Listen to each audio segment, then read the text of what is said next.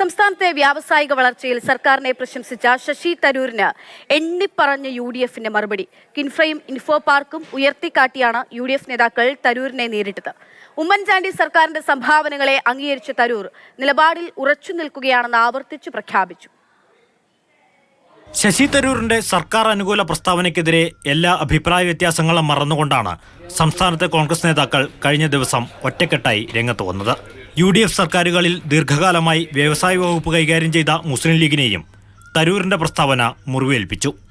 കഴിഞ്ഞ 3 UDF സർക്കാരുകളിൽ വ്യവസായ വകുപ്പ് ഭരിച്ച PK കുഞ്ഞാലിക്കുട്ടി തന്നെ നേരിട്ടിറങ്ങി നേട്ടങ്ങൾ എണ്ണിപ്പറഞ്ഞു. ആന്റണി ഗവൺമെന്റ് കാലത്തുള്ള എമർജിംഗ് കേരളയും ഉമ്മൻചാണ്ടി ഗവൺമെന്റിന്റെ കാലത്തുള്ള ജിമ്മും ഇൻഫ്രാ പാർക്കുകളും കാക്കനാട് വളർന്നു വന്ന കാര്യം, അതുപോലെ വമ്പിച്ച മാറ്റം കേരളത്തിൽ വ്യവസായ രംഗത്ത് വരുത്തിയത് UDF ഗവൺമെന്റുകളാണ്. കോൺഗ്രസ് ദേശീയ നേതൃത്വം ശശി തരൂരിനോട് കാണിച്ച മൃദു സമീപനമൊന്നും UDF കൺവീനറുടെ വാക്കുകളിൽ ഉണ്ടായിരുന്നില്ല. ഒരു വർക്കിംഗ് കമ്മിറ്റി മെമ്പറായ അദ്ദേഹം മിനിമം ചെയ്യേണ്ട ഒരു കാര്യം ആ അത്യുന്നത സമിതിയിൽ നിന്ന് ഒഴിഞ്ഞു നിന്നിട്ട് വേണം ഇത്തരം സ്വതന്ത്രമായ അഭിപ്രായങ്ങൾ പറയാൻ. കോൺഗ്രസിന്റെ സംസ്ഥാന ദേശീയ നേതൃത്വങ്ങൾ തള്ളിപ്പറഞ്ഞിട്ടും UDF നേതാക്കൾ പ്രത്യാക്രമണം നടത്തിയിട്ടും ശശി തരൂരിന് കുലുക്കമില്ല.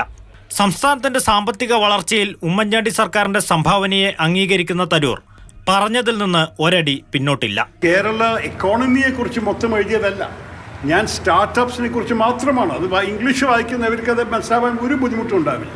കോൺഗ്രസുകാരനായിരിക്കുമ്പോഴും വ്യത്യസ്തനായ കോൺഗ്രസുകാരനായി നീങ്ങുന്ന ശശി തരൂരിനെ തള്ളാനും കൊള്ളാനും കഴിയാത്ത സ്ഥിതിയിലാണ് നേതൃത്വം. News desk, Mathrubhumi news.